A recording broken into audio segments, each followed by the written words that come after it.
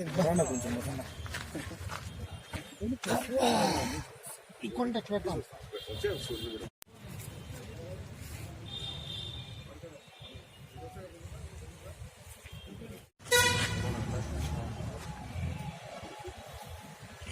దినం ఉదయం 10 గంటలకు మేము పోలీస్ స్టేషన్ ఉంటే మాకు రాబడిన సమాచారం మేరకు మేము భగత్ సింగ్ కాలనీ అవుట్స్కర్ట్స్ పూనూరులోని భగత్ సింగ్ కాలనీ అవుట్స్కర్ట్స్లో నేను మా ఎస్ఐ మా సిబ్బందితో కలిసి వెహికల్ చెకింగ్ చేస్తుంటే సుమారుగా ఒక 2 వీలర్లోను తర్వాత సుమోలో ఒక ముగ్గురు వ్యక్తులు మమ్మల్ని చూసి పరపడానికి ప్రయత్నం చేశారు.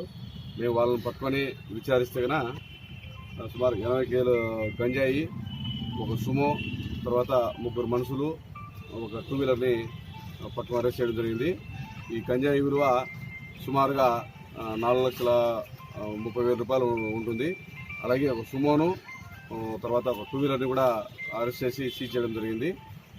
దీంట్లో భాగంగా వీళ్ళు ముద్దాయిలు వచ్చేసి శ్రీనివాసులు, బాబు, సద్దాం, వీళ్ళు ముగ్గురు కలిసి ఒక టీమ్ ఏర్పడి వీళ్ళకి తోడు వీళ్ళ శివ, తర్వాత వెంకటరమణమ్మ వీళ్ళు అబ్స్కాండింగ్ అయ్యారు.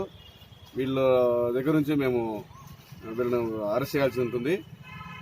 తర్వాత వీళ్ళు వచ్చేసి విజయనగరం జిల్లా చింతూరు, తర్వాత విశాఖపట్నం ఏజెన్సీ ప్రాంతాల నుంచి ఈ గంజాయి అక్కడి నుంచి తక్కువ రేటుకు తీసుకొచ్చి ఇక మదనపల్లి, పొంగనూరు, తర్వాత ముళ్ళబాగలు, శ్రీనివాసపురం, ఇక్కడ పలమేరు సరౌండింగ్స్ ప్రాంతాల్లో డబల్ రేట్, అంటే అక్కడ 5,000 రూపాయలు కొంటే కన్నా ఇక్కడ 10 నుంచి 15,000 రూపాయలకు కొనుక్కొని అమ్మి చేస్తున్నారు వీళ్ళు.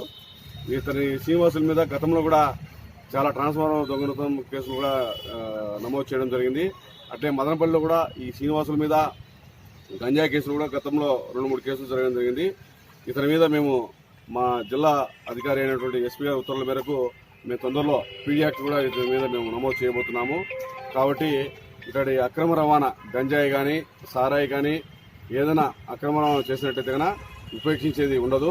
ఎటువంటి వారైనా మేము కఠినమైన చర్యలు తీసుకొని వీటిని మేము ఉక్కుపాదంతో అణిచేస్తామని చెప్పి మీడియా పూర్వకంగా మేము తెలియజేస్తున్నాము. కాబట్టి ప్రజలు